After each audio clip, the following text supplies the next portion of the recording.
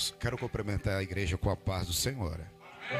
Amém. Quero desejar agradecer a Deus por essa oportunidade ímpar, intermediada através do nosso irmão Everton, sua esposa, Deus abençoe. O evangelista, esse príncipe de Deus, sua esposa missionária, Deus abençoe. Hoje eu vim aqui forte, viu? Está comigo aqui o pastor William, esse príncipe de Deus, presente de Deus para a gente ali, para umbrear a obra do Senhor. Quantos vieram aqui para ouvir a palavra de Deus? Abra comigo no livro de 2 Reis. Eu não quero me delongar não, viu? Porque eu quero ceiar. Eu aprendi com o meu pastor presidente que diz que quem fala pouco volta de novo, né? 2 Reis, capítulo de número 6, a partir do versículo de número 1. São apenas poucos versículos. Confesso que eu já sinto aqui em casa.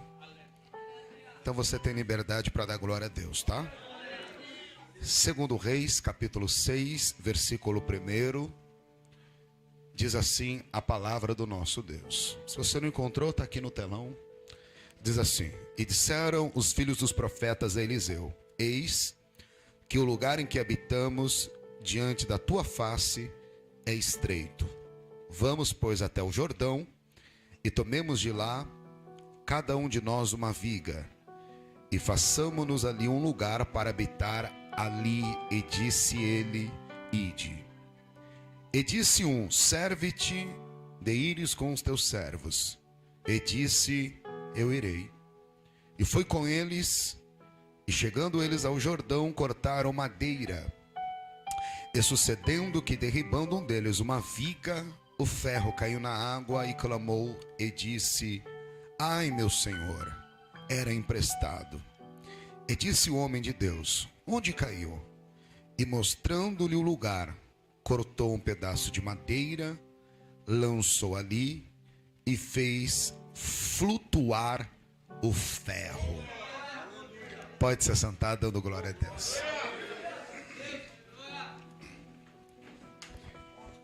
Queridos, eu falei para o pastor que eu não vou passar de 30 minutos, tá? Só 30 minutos, eu acho que já é o suficiente essa noite. Se você prestar atenção, os primeiros 15 minutos já ganhou, já venceu. Então, se eu tiver a sua mente cativa, pelo menos os próximos 15 minutos, eu tenho certeza que a espada vai cortar e vai cortar bem. O texto que nós acabamos de ler aqui essa noite fala a respeito de um dos discípulos do profeta Elias. Elias, um líder ao qual desenvolveu ministerialmente e aperfeiçoou um profeta chamado Eliseu. E Eliseu agora está na responsabilidade numa escola chamada Escola dos Profetas. Os profetas no Antigo Testamento eram aqueles homens aos quais estavam dentro de uma categoria o qual a nação de Israel respeitava. O Espírito Santo dava sobremedida a unção e a revelação, e eles intermediavam a vontade de Deus para a nação de Israel, através de uma mensagem. Às vezes a mensagem não era aquela mensagem que tinha muita boa aceitação, ao qual muitas pessoas não gostavam de ouvir. Mas a mensagem de um profeta era aquela qual o povo precisava ouvir. O profeta não estava ali para massagear o ego das pessoas. O profeta não estava ali para colocar mel na chupeta. O profeta não estava ali para tecer elogios. O profeta estava ali para falar a verdade, custe o que custar, independente da receptividade da nação ou não. Era por isso que o profeta, ele tinha a autoridade de Deus para ser uma intermediação entre Deus e entre as pessoas daquela época. E Eliseu estava na responsabilidade da escola dos profetas. E o que é a escola dos profetas? Era uma escola as quais existiam muitos discípulos para eles se desenvolverem também na formação de um profeta. O texto vai nos ensinar que o profeta, ele tem algo chamado poder e chamado autoridade. Embora duas palavras parecem que sejam parecidas, elas não são. Poder é uma coisa, autoridade é outra. Pastor, qual o significado do poder e qual o significado da autoridade? O poder, se nós pegarmos o significado desta palavra, é quando exerce uma força a alguém ou algum objeto. Uma vez no campo da física, que o poder, você exerce uma força, seja de cima para baixo, de baixo para cima sobre um objeto, você está trazendo um poder. O que é autoridade? A autoridade é a liberação e a legalidade para o uso do poder. Isso significa que existem pessoas que têm poder? Sim. Existem pessoas que têm autoridade? Sim. Mas nem sempre quem tem poder tem autoridade. Se nós olharmos dentro da Bíblia Sagrada, no livro de Atos dos Apóstolos, a Bíblia diz que teve um homem que viu o apóstolo Paulo fazendo a expulsão de demônios e espíritos malignos. Paulo tinha poder e Paulo tinha autoridade. Mas aquele homem que não servia a Deus, ele usou as mesmas palavras, ele fez uma emulação, uma cópia daquilo que Paulo estava fazendo. E o texto diz que o espírito maligno olhou para aquele homem que não tinha poder e nem autoridade e disse: eu conheço Paulo e também conheço o Deus de Paulo, mas quem tu és? Por que a Bíblia Sagrada disse isso? Porque os demônios, eles não identificam a gravata que você usa. O mundo espiritual não identifica o tom da sua voz. O mundo espiritual não identifica a roupa que você usa. O mundo espiritual identifica se você tem poder e se você tem autoridade. A Bíblia diz que quando Jesus estava dentro do barco, acalmou a tempestade. A Bíblia diz que os discípulos ficaram espantados porque eles disseram: que homem é este que tem poder para acalmar a tempestade? Jesus tinha poder, mas a diferença é que existem muitas pessoas que estão dentro da igreja, ao qual tem até mesmo poder, porque Jesus disse: no meu nome expulsarão demônios, está falando de poder. Beberão qualquer coisa mortífera, não causará dano algum, está falando de poder. Mas existem pessoas que não têm autoridade. Você que é um diácono, você tem poder e autoridade de exercer o diaconato, mas você não tem o poder e a autoridade de pegar o microfone e de pastorear a igreja, porque o poder te dá a força para exercer, mas a autoridade te dá a liberdade para fazer. É por isso que o poder e a autoridade, a Bíblia Sagrada diz que vai estar na mão do profeta.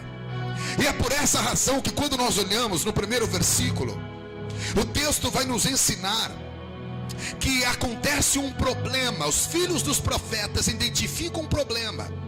E para onde eles vão identificar, para onde eles vão se direcionar? Ao profeta, que tem poder e que tem autoridade. Por que eles vão até o profeta?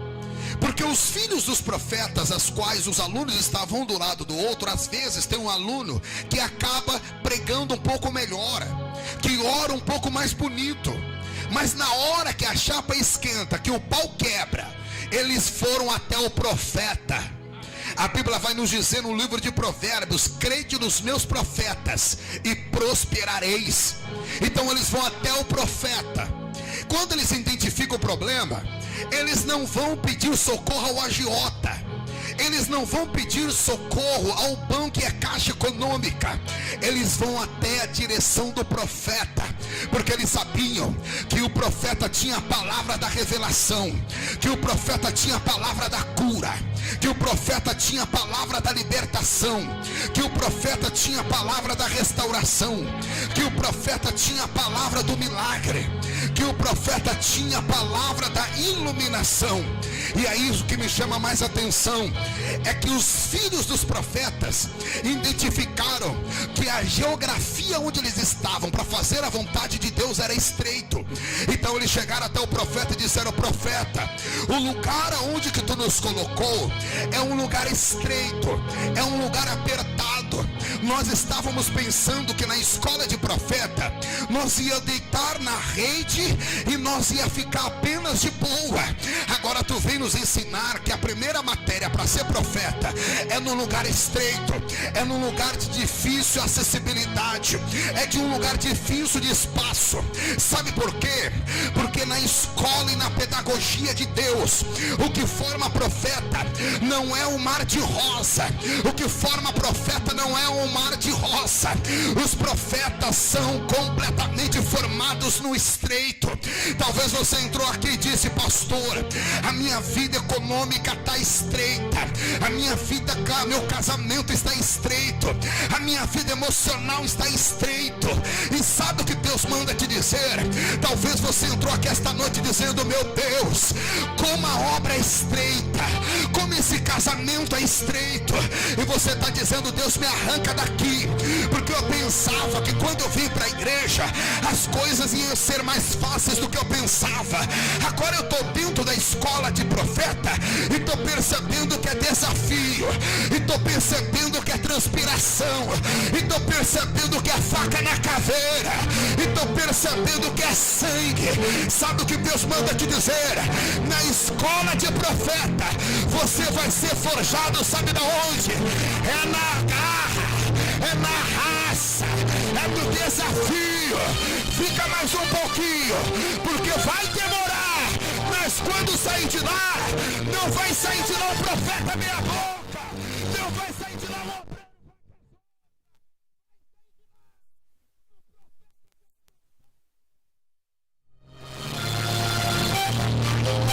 Diga para a pessoa do teu lado: tá doendo? Fica tranquilo, faz parte da pedagogia. É assim que Deus faz. Aleluia. Profetas não são forjados no abraço, profetas não são forjados no melzinho na chupeta. Profetas são forjados, sabe na onde? É no estreito, é no aperto, é no desafio, é faca na caveira. Então não sai, então não chuta o pau da barraca, então não entrega os teus pontos, porque é lá que Deus está te colocando.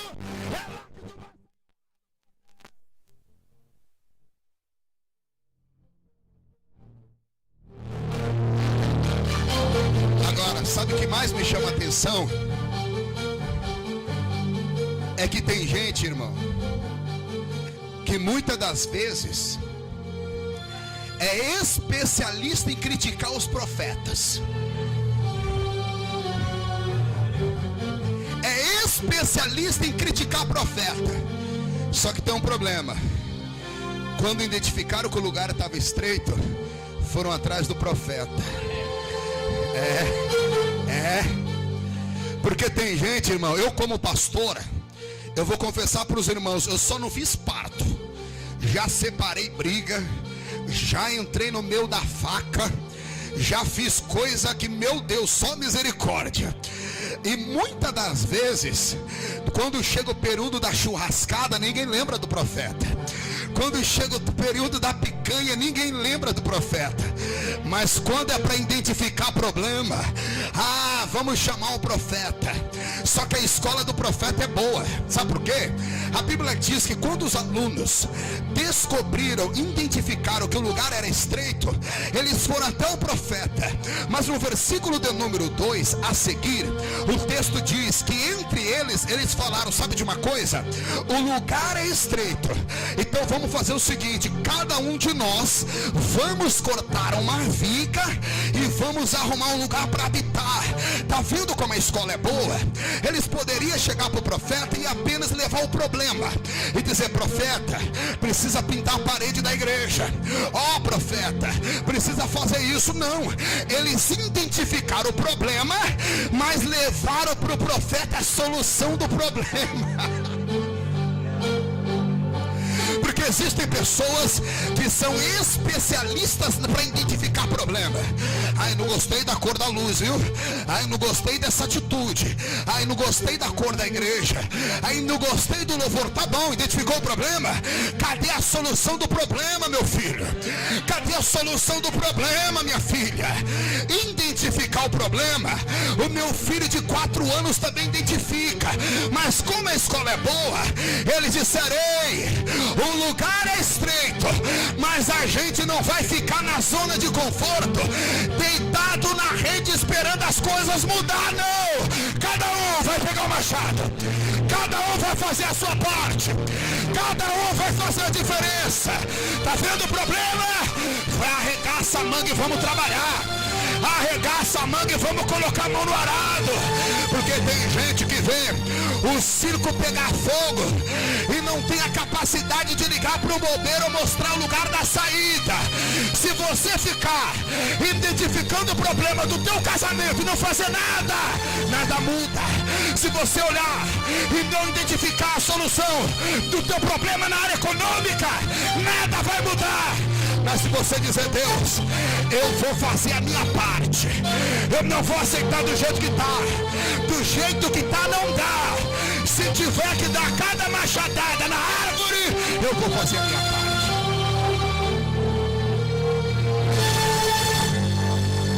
Pega na mão do teu irmão e diga: chegou a hora de cada um fazer a sua parte. Aí os alunos disseram: cada um de nós vai cortar uma viga. Está no versículo 2. Por que cortar uma viga? Porque ninguém faz nada sozinho. Você pode pregar bonito, pode. Você pode cantar bem, você pode ter graduação acadêmica, você pode ter muito conhecimento, mas se cada um não fazer a sua parte, você não sai do teu lugar. Sabe qual é o problema? É que você está diante do estreito do teu casamento e está esperando só a tua mulher fazer a parte dela. É que você está vendo o problema e está dizendo: ninguém faz, eu também não faço. Não é assim não, filho.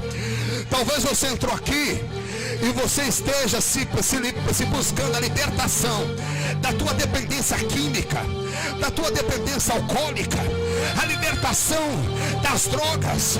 Mas não adianta você esperar a tua mulher fazer a parte dela, o teu pai fazer a parte dele, o pastor fazer a parte dele, e você ficar deitado na rede tomando Coca-Cola zero. A Bíblia diz: ei, é estreito, né? Não é fácil não, mas Deus faz a parte dele, eu faço a minha. O texto diz que Moisés está na frente do mar vermelho. Atrás está Faraó e os egípcios, na frente está o mar. Deus chega para Moisés e diz: Moisés, chegou a hora. Então Moisés, diga ao meu povo que marche. Irmãos, eu quero confessar aos irmãos, se sou eu não entendo a leitura de Deus. Porque eu vou marchar para onde? Eu vou andar por cima das águas? Não dá. Atrás tem os inimigos. E embora Deus falasse essa palavra desconexa de marchar para onde o lugar que não tem, Deus fala uma segunda palavra desconexa. Diga qual? Deus pergunta para Moisés: o que tu tem nas mãos? Segunda palavra desconexa. Porque Moisés tinha apenas uma vara. Eu imagino que se fosse eu diria: Deus, o que eu preciso é de uma metralhadora. O que eu preciso é de um tanque de guerra. Eu não preciso de vara para ficar matando pombo ou passarinho. E a Bíblia Sagrada diz que primeiro, duas coisas aconteceram. Porque tocar a vara nas águas, Moisés podia, e abrir o mar é Deus que pode. Tocar a vara nas águas é a parte de Moisés, mas abrir o mar é a parte de Deus. O que Deus estava dizendo para Moisés era que a relação do milagre iria acontecer quando primeiro Moisés fizesse a parte dele. É isso que você precisa entender. Você não precisa ensinar Deus a fazer a parte dele. Você não precisa explicar para Deus como Deus tem que agir, como Deus tem que mover. O teu foco é em fazer a sua parte. É dizer: Deus, está estreito, mas a minha parte eu estou fazendo. O meu boleto eu estou pagando, a minha parte eu estou assinando. Eu não estou transferindo responsabilidade para ninguém. Eu não estou dizendo que a culpa é de alguém. Eu estou dizendo: está difícil, mas eu vou fazer a minha parte. Eu vou fazer aquilo que eu tenho que fazer. Porque a vara nas águas eu faço, mas abrir o mar só tu pode fazer. Agora entenda, você vai sair daqui com essa chave. Você vai sair daqui com essa chave. Qual foi o milagre que Deus fez quando Moisés fez a parte dele? Deus fez um milagre chamado o milagre do escape. O que é o milagre do escape, pastora? O escape é quando você está num beco sem saída. Quando você está num beco sem saída, que para frente não dá, que para trás não dá e para o lado não dá. É como se você estivesse num labirinto onde todas as portas foram fechadas. Você vai para a medicina não dá jeito. Você vai para a justiça não dá jeito. Você começa a clamar a Deus e dizer: Deus, é beco sem saída.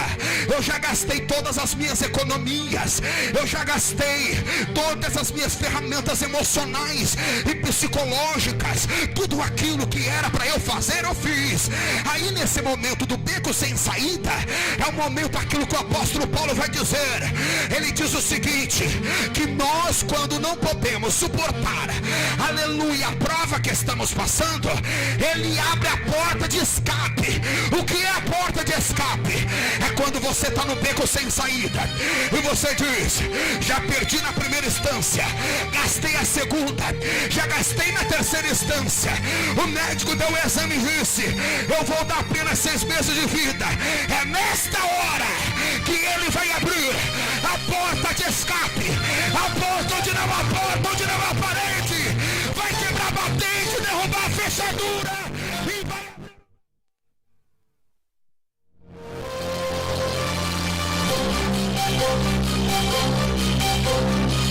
Se você quer, levanta a mão nesta noite. Só para quem está sendo forjado no estreito, eu quero que você levanta a mão. E eu quero que você comece a dar glória a Deus.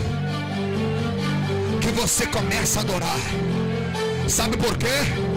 Porque enquanto você dá glória, Ele começa a abrir porta de escape. Ele começa a abrir porta onde não há porta. E eu tenho uma notícia para te dizer. Diante dessa palavra profética, não há tranca-rua, fecha-rua, só na rua, abra a rua, que vai fechar aquilo que Deus já abriu. Se alguém que acredita, dá um brado de glória a Deus.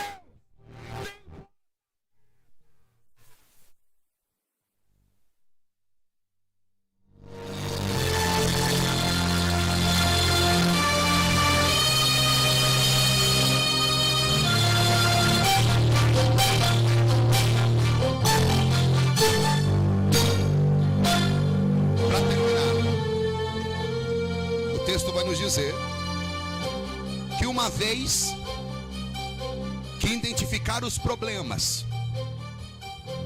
o que o profeta disse?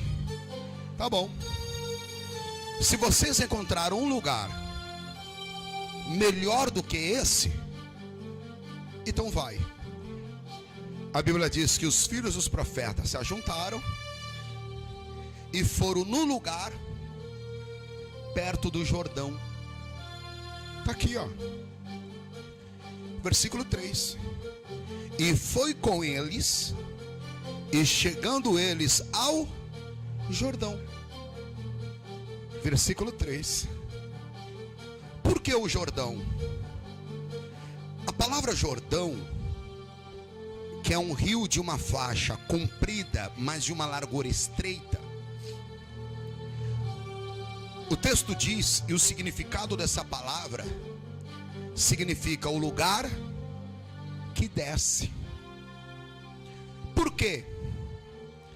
Porque existem desafios que você não vai solucionar com a força do teu braço. Existem determinados desafios que a tua capacidade, a tua inteligência não vai solucionar. Então existem milagres que eles acontecem no caminho do Jordão. Porque o Jordão significa o lugar que desce. Porque existem coisas que são resolvidas quando nós descemos. Porque tem pessoas que querem subir antes de descer. O Jordão é o lugar da descida. É por isso que direcionaram aquele rei, aquele capitão sírio, e disseram para ele: para você se limpar da sua lepra, você precisa ir até o Jordão. O capitão disse: eu, um homem de autoridade, ir até o Jordão? Por que não me levam até os rios como o rio de Damasco? Eu imagino Deus dizendo: porque para milagre não tem jeitinho brasileiro. Porque para milagre tem que ir no caminho do estreito. Eu tenho muita certeza que existem muitas pessoas que estão aqui, que quando você foi para casa de recuperação, é isso? Você queria talvez água doce. Só que para você tomar a água doce, primeiro vai ter que tomar a água amarga. Porque o capitão não queria para o Jordão? Porque ele disse: o Jordão é sujo, é lamacento. E por que Deus queria que ele fosse para o Jordão? Porque é no Jordão que Deus asfixia o nosso ego. É no Jordão que ele pega aquelas pessoas que acham que é alguma coisa, que pensam que é a última bolacha do pacote, a última Coca-Cola do deserto, que sempre quer ir no banco na janelinha. Aí Deus diz: lá fora tu é grande, mas aqui dentro eu vou asfixiar a tua soberba. Eu vou asfixiar o teu ego. Eu vou mostrar que lá fora tu poderia ter, mas aqui tu não tem. Que lá tu fazia, mas aqui tu não faz. Que lá tu podia, mas aqui tu não pode. E é isso que Deus faz quando a gente vai no Jordão. Ele mostra que a gente não é absolutamente nada. Ele mostra que a gente não consegue mover uma palha sem a vontade dele. É por isso que muitos rios, pessoas são direcionadas ao Jordão. Quando alguém está no Jordão, pode ter certeza, é que Deus está quebrando o vaso. Quando você chegar dentro da igreja e você orar do lado de uma pessoa, e a pessoa só faz assim na oração, a pessoa ora assim, é porque está no endereço do Jordão e Deus está quebrando o vaso. Deus está quebrando o vaso. E quando Deus está quebrando, às vezes não tem palavras para a gente falar, porque Ele está asfixiando o nosso ego. É como se você estivesse mergulhando na água e você descendo a água sem cilindro de oxigênio. É porque Deus está arrancando tudo que não presta. É por isso que Deus disse: Jeremias, eu vou te fazer profeta, mas primeiro, antes de você profetizar, o endereço é a olaria. Porque ninguém fica pronto com o microfone na mão. Ninguém fica pronto em cima do altar. Tem gente que diz: eu quero pregar, eu quero altar, quer? Deus vai te dar, mas primeiro é na olaria que você aprende. Deus te treina na olaria, Deus te treina no Jordão. A melhor escola de aprendizagem é no estreito. É por isso que tem gente que Deus honra tanto, e tem gente que diz: tá lá porque é amigo do pastor, tá lá porque o pai é empresário, tá lá porque tem costa na igreja. Diz: não, está no topo da montanha porque passou na escola do Jordão.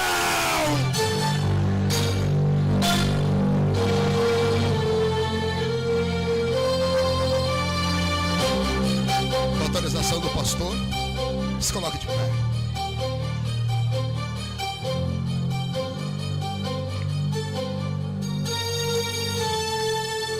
Aí disseram: profeta, o machado caiu e a ferramenta era emprestada. Aí o profeta disse: onde caiu? A palavra é diferente, irmão, porque tem gente que tem aquele identificador de queda. Eu quero saber quem caiu, eu quero saber quem errou, eu quero saber quem falhou. O profeta não perguntou quem, o profeta perguntou onde. O profeta disse: eu não quero saber quem caiu, eu quero saber o lugar para eu poder levantar.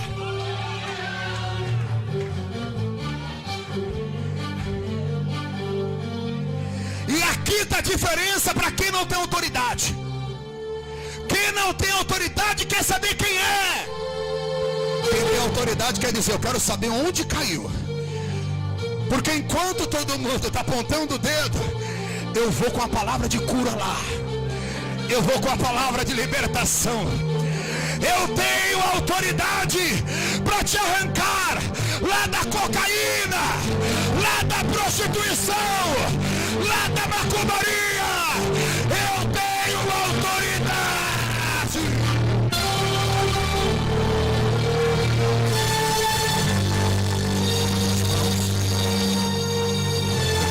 Sua vida essa noite.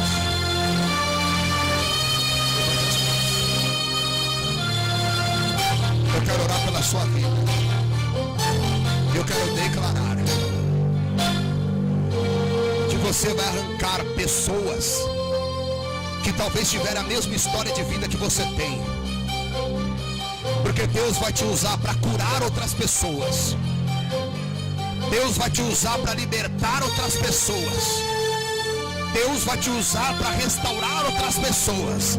Por isso, se tem alguém que pega as feridas que o pecado te ocasionou e as sequelas que te deixaram, serão medalhas para você levantar, para curar outras pessoas. Levante as mãos. Eu vou orar pela sua vida essa noite. Você que quer ter autoridade e poder, levante as mãos. Diga: meu Deus, eu entendi que o estreito não é uma escolha, é uma necessidade. E muitas das vezes é no momento do estreito que o filho chora e a mãe não vê. É no estreito que os amigos perdem o meu contato. É no estreito que a água não é doce, a água é amarga. Mas diga: é de lá que tu vai me levantar, que tu vai me honrar, que tu vai me exaltar. Diga: e a glória da segunda casa vai será maior do que a primeira, do que a primeira, do que a primeira. Eu quero que você profetize para 3 pessoas: Deus tem honra para a tua vida esta noite. Profetiza para 3. Diga: Deus tem honra para a tua vida. Deus tem honra para a tua vida. Deus tem honra para a tua vida. Quem crê? Quem crê? Quem crê? Aplauda Jesus bem forte esta noite.